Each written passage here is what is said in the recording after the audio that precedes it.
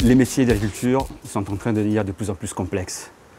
On exige la multicompétence, la transversalité des approches, d'être capable de s'adapter à un savoir qui ne cesse pas d'évoluer. Se former devient quelque part indispensable. Alors, la formation est indispensable, mais le temps pour se former est de plus en plus rare. Et pour se former en fonction de ce type d'exigence, eh bien, les nouvelles technologies peuvent apporter des solutions qui sont extrêmement intéressantes. Écosystème naît de la volonté de créer un espace partagé, adapté, où les connaissances seraient diffusées de manière intelligente au sujet de l'agroforesterie, de l'agriculture de conservation des sols, plus généralement de l'agriculture de demain.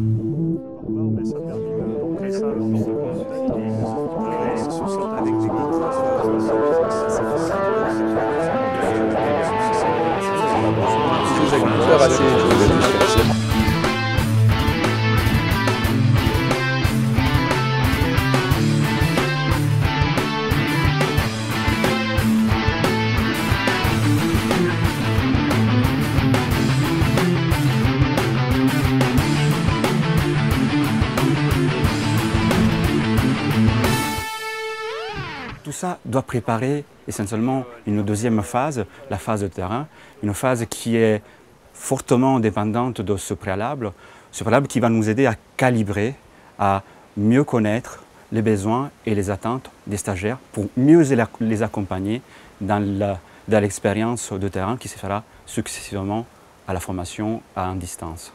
Déjà, pourquoi faire de l'agroforesterie ? Qu'est-ce qui se passe lorsqu'on met des arbres au sein des cultures? Quelles sont les interactions au niveau physiologique, au niveau écologique entre ces deux éléments à l'échelle du champ?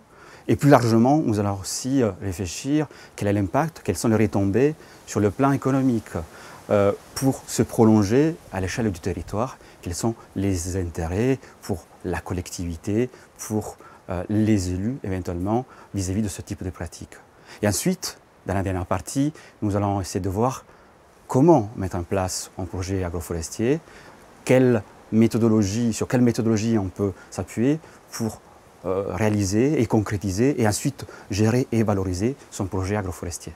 Et pour finir, quelles sont les complémentarités entre agroforesterie et agriculture de conservation des sols? Les interactions, les difficultés à faire interagir et cohabiter les deux pratiques, quelles pistes à développer pour l'avenir. Et bien sûr, toutes ces connaissances, nous allons les valoriser sur le terrain pour qu'on puisse arriver avec des questions, avec des éléments mieux définis pour approfondir, pour élargir la réflexion.